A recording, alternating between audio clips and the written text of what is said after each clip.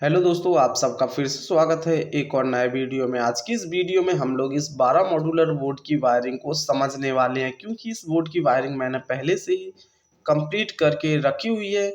इसलिए हम लोग इस बोर्ड में वायरिंग को समझने वाले हैं, जिसमें कि हमने यहाँ पर 7 स्विच को लगाया हुआ है, साथ ही एक फैन रेगुलेटर और एक 5 पिन सॉकेट और यहाँ पर एक हमने इंडिकेटर को भी लगाया हुआ है। इन सभी का कनेक्शन समझने के लिए आप लोग वीडियो के एंड तक बने रहें, और वीडियो अच्छी लगती है तो लाइक जरूर करके जाएं। तो यहाँ पर बोर्ड की वायरिंग समझने के लिए हम बोर्ड को पहले पीछे की तरफ पलट लेंगे। तो यहाँ पर देखेंगे कि हम लोग जो हमने लूपिंग कनेक्शन किया हुआ है, फेज वाला वायर है, उसे समझेंगे। देखिए, जब भी हमारे स्विच की 2 पॉइंट होते हैं, सभी स्विच को आपस में लूप कर दिया जाता है, वो भी नीचे वाले पॉइंट से।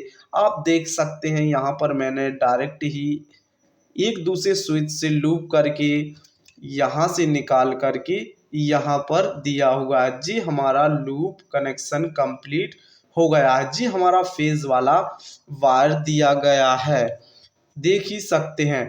इसके बाद जो हमने यहाँ पर एक वायर को और भी लगाया हुआ है, तो जी हमारा जो इंडिकेटर था उस इंडिकेटर को ऐड किया हुआ है, जिससे कि इसे डायरेक्ट ही लाइट मिल सके, करंट मिल सके। तो फेज वाला वायर यहाँ पर जा रहा है। इतने के बाद जो हमने कनेक्शन किया हुआ है वो कि न्यूट्रल का किया हुआ है। तो आइए हम न्यूट्रल को समझने की कोशिश करते हैं। जैसे कि जो हमारा न्यूट्रल का वायर होता है, ब्लैक कलर में लिया हुआ है।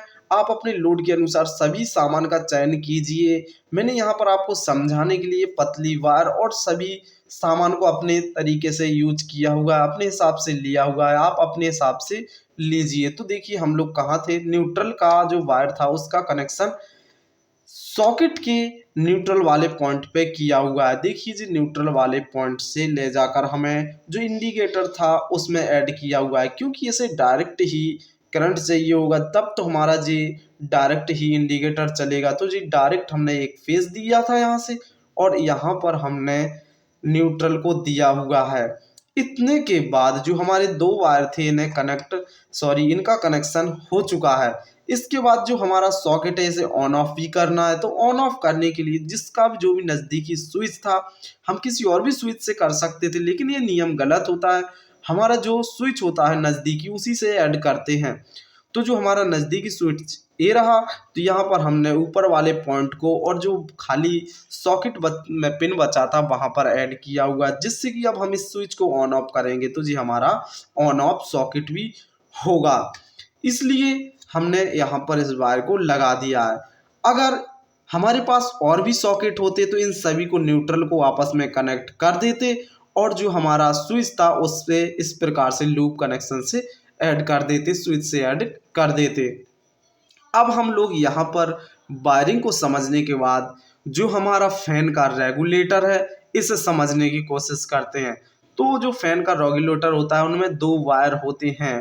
तो इन 2 वायर में से एक वायर को स्विच के ऊपरी वाले पॉइंट से ऐड करेंगे, जिससे कि जो स्विच है हमारा इसे ऑन ऑफ करें तो हमारा रेगुलेटर भी ऑन ऑफ हो जाए। इसलिए यहाँ पर हमने इसे भी ऐड किया हुआ है। अब जो हमारा रेगुलेटर का एक वायर बचा हुआ है, तो जी हमारा जो फैन से वायर आएंगे 2 न्यूट्रल और फेज, तो एक को हम फेज वाले वायर को इससे ऐड कर देंगे, और जो न्यूट्रल का एक वायर बचेगा फैन का, तो उसे न्यूट्रल के इस वाले पॉइंट से ऐड कर देंगे।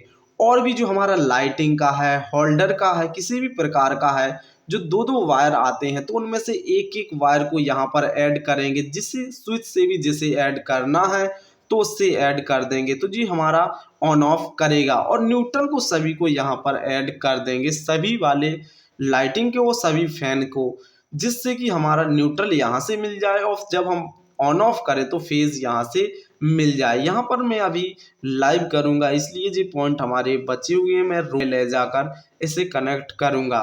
तो कुछ इस प्रकार से हमारे बोर्ड की वायरिंग कंप्लीट हो जाती है।